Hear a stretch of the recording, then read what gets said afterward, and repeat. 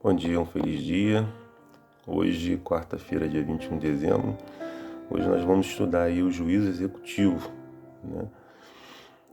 A lição vem abordando da seguinte forma: durante a Idade Média, havia uma forte tendência de se retratar Deus como juiz severo e punitivo. E hoje, no presente, a tendência é descrevê-lo como um pai amoroso e permissivo que nunca pune seus filhos.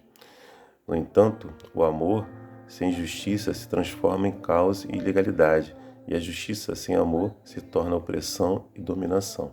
O processo do juízo divino é a mistura perfeita da justiça e misericórdia, ambas derivadas de seu amor incondicional. Deus ele precisa corrigir, ele precisa punir, né? Para que a gente entenda, né, qual é o caminho correto e que a gente, de repente, está no caminho errado, né? Você imagina um pai não educando o filho, né? Porque como é que esse filho vai se tornar, né? Ele vai se tornar um sério problema, né? Certo? Às vezes para a própria família e para a própria sociedade. Então é necessário que quem ama eduque, corrija e mostre o caminho certo à pessoa. É isso que Deus o tempo todo tenta mostrar para mim e para você. Qual é esse caminho? Que Ele tem essa preocupação. E Ele é um Deus misericordioso, né? É um Deus que sempre está disposto a perdoar, desde que você vá a Ele, né?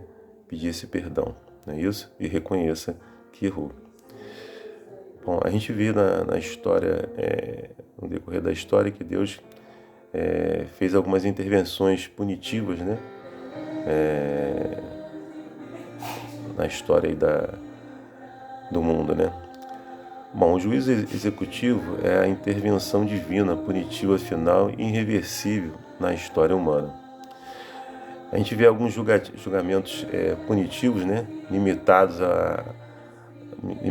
ocorreram, por exemplo, na expulsão aí de Satanás e seus anjos rebeldes, né? Que se rebelaram lá no céu. Houve uma rebelião, houve uma batalha, né? E aí Satanás e seus anjos, né? Foram expulsos do céu. Isso você pode ver lá em Apocalipse 12, versos 7 a 12. Você vê também na questão de Adão e Eva, que foram expulsos do jardim do Éden. Deus havia falado para eles não comerem da árvore do fruto, né? Da árvore do conhecimento do bem e do mal, e eles acabaram comendo dessa árvore, né? E eles foram desobedientes, Deus acabou expulsando eles do jardim do Éden. Nós vemos na questão do dilúvio também, né? Essa da questão da expulsão de Adão e Eva, você pode ver lá em Gênesis 3, capítulo 3, e também a questão do dilúvio, Gênesis 6, capítulo 6 a 8. Você pode ver lá, Noé pregou 120 anos para aquele povo rebelde, né? E o povo estava com o coração duro, não quis saber de nada, e Deus acabou punindo com todos morrendo através de um dilúvio, né? Nós vimos também na destruição de Sodoma e Gomorra, né? Aquele povo também estava corrompido. Só quem salvou ali foi Jó e as suas filhas. A sua esposa acabou olhando para trás e se transformando numa estátua de sal, que estava preso naquele mundo ali, naquele mundo em que aquelas pessoas viviam ali, corrompidos pelo pecado, né? E Deus acabou acabando com a cidade de Sodoma e Gomorra. Se você pode ver em Gênesis 19, Judas 7 também, na morte dos primogênitos do Egito, lá em Êxodo 11, capítulo 11 a 12, nós vimos aí que o faraó estava com seu coração endurecido, não queria escutar o seu servo que vinha com a mensagem de Deus, que era Moisés, e Deus acabou punindo, tirando a vida de todos os primogênitos do Egito, né? Vimos aí na morte de Ananias e Safira, que também foram mentirosos, foram desobedientes a Deus, né? E você pode ver isso em Atos 5, de 1 a 11, né? Então nós vimos aí, não é surpresa que haverá aí um juízo executivo, né, dos ímpios também no final da história humana. Então nós vimos aí, quando nós olhamos para todos esses acontecimentos que aconteceram aí, que estão relatados na Palavra de Deus, a gente vê que os nossos atos, as nossas decisões, ela tem consequências, entendeu? Se você tiver atos bons, você for obediente, vai ter uma consequência boa. Agora, se você for desobediente, vai ter uma consequência ruim, né? Assim como aconteceu em todos os relatos aí que nós vimos aí, né? Bom, a lição pede também para a gente mergulhar em 2 Pedro 2, 4 a 6 e 2 Pedro, e 2 Pedro 3, 10 a 13. E a gente lê esses textos, meditar nesses textos, que nos ajuda a entender aí a natureza do juízo executivo. E como sugerem a ideia de uma conclusão do julgamento em oposição à sua continuidade para sempre, o que seria uma perversão da justiça, não uma expressão dela.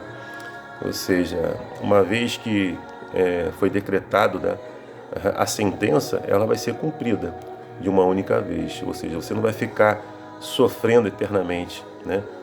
Uma vez que você foi considerado uma pessoa desobediente à palavra de Deus, você vai morrer, vai para a sepultura e acabou.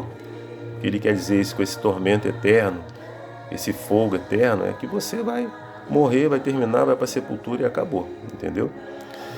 Aqui diz também, Ellen White diz, a bondade é longa tolerância de Deus, sua paciência e misericórdia exercidas para com seus súditos não o impedirão de punir o pecador que se recusou a ser obediente aos seus requisitos. O ser humano, um criminoso contra a santa lei de Deus, perdoado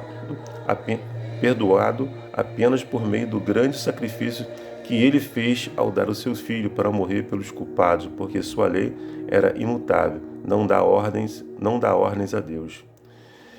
Bom, Deus fez tudo o que poderia ter feito para salvar a humanidade da perdição eterna, mesmo com grande custo por si mesmo, ou seja, ele doou, ele se deu, né? Os perdidos fizeram escolhas que os levarão a esse final infeliz. A ideia de que um juízo sobre os perdidos, mesmo na aniquilação, né? A aniquilação destes em oposição ao tormento eterno, vai contra o caráter de um Deus amoroso, é errada. E é o amor de Deus, e o amor de Deus somente, que também exige justiça. Então, que Deus realmente coloque isso na sua cabeça, né? Deus deu o seu Filho para morrer por cada um de nós, né? Lá na cruz. Quando olharmos para a cruz, vemos o grande sacrifício que Deus fez por cada um de nós. E Ele pede só uma coisa minha e sua, o nosso coração, né? Possamos ser obedientes à sua palavra, aos seus preceitos, para que você possa ter, né, o teu julgamento como vida eterna, né? Estar na primeira ressurreição e não morte eterna. Que Deus te dê um ótimo dia, uma ótima quarta-feira. Eu me desejo uma oração. Amém.